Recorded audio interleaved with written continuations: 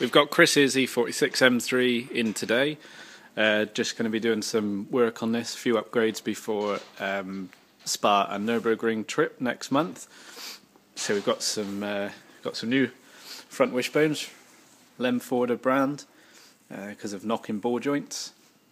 Got some Powerflex front control arm bushes. These are the new aluminium shell outer ones, and the the black material, 95. And then we've got Powerflex front anti-roll bar bushes, rear anti-roll bar bushes. We've got the Eibach rear camber arms, new rear ball joints for the outer, normally because those old BMW eccentric bolts are seized into the ball joint sleeves. So we've got TRW, which is an OEM supplier. We've got some gas shocks, front adjustable camber top mounts, and then we're finishing off with some front steering tie rods. These are quite seized, and also we've got knocking issues on the ball joints. So that's the little refresh kit that we're going to be doing on Chris's car today.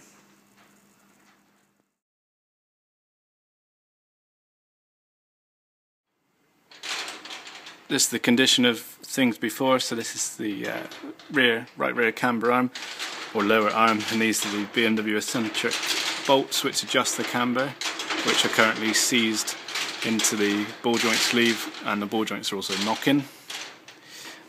This side, I don't think it's knocking on this side, but it's actually seized, and we can't get any adjustment on that side. So that's those before. Rear anti-roll bar bushes, they're going to be changed as well. So camber arms, ball joints. What else are we changing? We're changing the steering tie rods because those are seized, and one of them has a ball joint issue. So those have been changed. Front control arms have been changed because the outer ball joints are both knocking. So they've seen plenty of use, and they need to be changed. Changing the front control arm bushes, the M3 ones, 60mm. Also the front anti-roll bar bushes, customer specified, those are being changed, and we're also changing the top mounts, front suspension top mounts for the gas shocks camber top mounts. Part way through the camber arm installation now on Chris's M3. We've got the ball joints out with our BMW special tooling. That's pulled them out nicely, and then, as most of you are aware, to get those inner bolts out, you can do it a few ways. You can battle with moving the diff and the output shaft, dropping the drive shaft, but we simply just disconnect the prop shaft, unbolt the diff, and just let it lean backwards slightly, and that gives enough room just to get the inner bolt out, just past the top of the diff, because the diff's leaned back. Now it's unbolted on the transmission jack. And we've got the new Eibach camber arms here, which we've unwound fully and installed a anti-seize grease all through the threads and internally in the female end sections, which will stop that corroding. Lasts for years now. And then we've just done a brief alignment just to get them on the car and get the car rolling safely.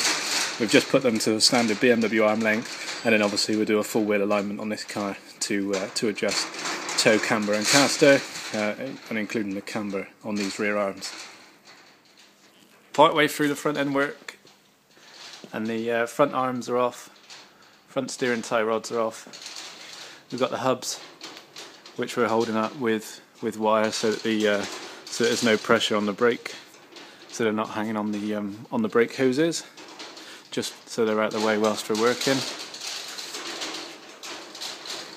And now we're just going to put the new components back on. So we've finished on Chris's car now for the first section of work.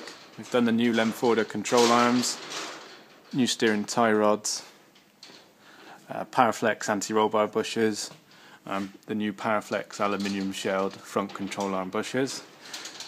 Same on the other side, obviously. And then we've done the Eibach rear camber arms, which are there with the new TRW ball joints, and also Powerflex rear anti-roll bar bushes. And then next on the list is going to be coilover suspension and adjustable top mounts. There it is, Chris's M3, all ready to go back to the customer.